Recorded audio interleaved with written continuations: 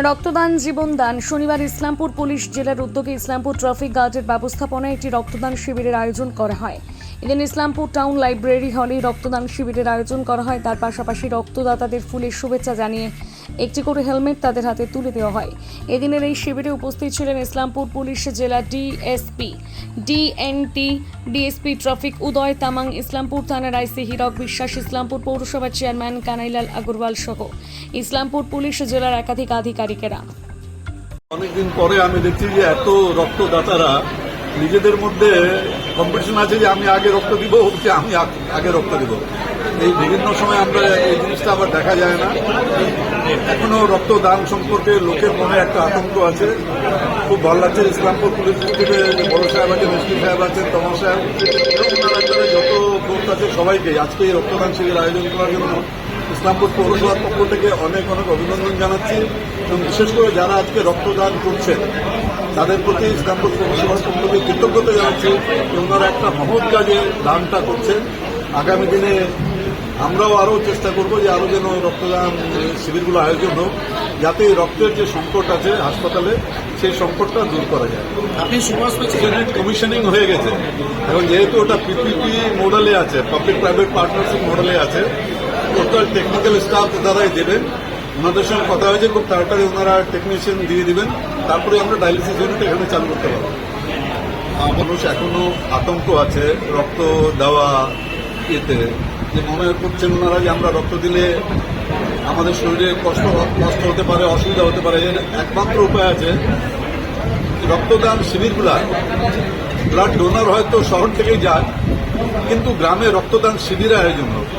রক্তদান শিবিরের যদি আয়োজন করা হয়, আমি যারা মেডিকেল যারা অ্যাসোসিয়েশন যারা আছে এখানে ওনাদেরকে বলেছি যে আপনাদের যারা দোকান আছে, মেডিকেল স্টোর যেগুলো গ্রামাঞ্চলে আছে, ওনাদেরকে সঙ্গে যোগাযোগ করে রক্তদান শিবির করুন।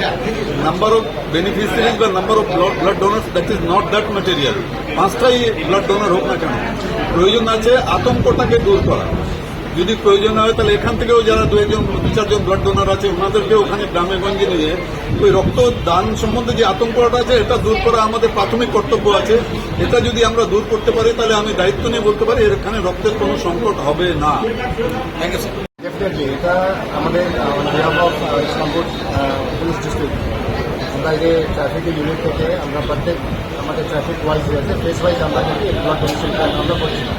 যেটি আগে আমরা ইসলামপুর থানা আমরা করেছিলাম, সেকেন্ড ফেজ হলো চোপড়াতে আমরা করেছিলাম, এবার এটা হচ্ছে থার্ড হচ্ছে আমাদের ইসলামপুর ট্রাফিক ফেজ।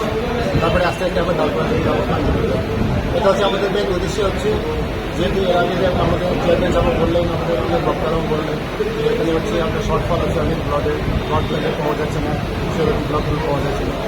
তো এইসব নিয়ে এটা ফর সোশ্যাল জাস্টিস আর কি, একটা মানুষকে থেকে নিজেদের প্রাণ বাঁচার কাছে অবশ্যই এটাই আমাদের মেন হচ্ছে উদ্দেশ্য। Main is to save the people. অবশ্যই বলছি কতটা তাৎপর্য বলবেন? ডেফিনেটলি এটা হচ্ছে আমাদের একটা খুব বড় একটা চ্যালেঞ্জ আছে। এটা আমরা যেমন অ্যাপার্ট ফ্রম আমরা রোড অ্যাক্সিডেন্ট থেকে নিয়ে সমস্ত আমরা ট্রাফিক আইন পালন এগুলো সব ট্রাফিক রুলস রেগুলেশন দেখতে হবে। মানুষকে আমরা সচেতন করার জন্য আমরা বিভিন্ন আমরা প্রোগ্রাম আমরা করছি। এটা আমাদের একটা বিগ চ্যালেঞ্জ আর কি। এই চ্যালেঞ্জটাকে আমরা কীভাবে ফেস করবো সেটা কিন্তু ডিপেন্ডস অন দ্যাট। আর এছাড়া আমাদের যে পাবলিক সাপোর্টও লাগবে, ডেফিনেটলি পিপল আর সাপোর্টিং আস অলসো। এরপরে আরও ভালো ভালো আমরা নিজের প্রোগ্রাম আমরা নিয়ে আসছি, নিশ্চয়ই আপনারা সবাইকে আমরা সিভিক ভলেন্টিয়াররা রক্ত দিচ্ছে, কতজন ব্লাড ডোনার হতে পারে?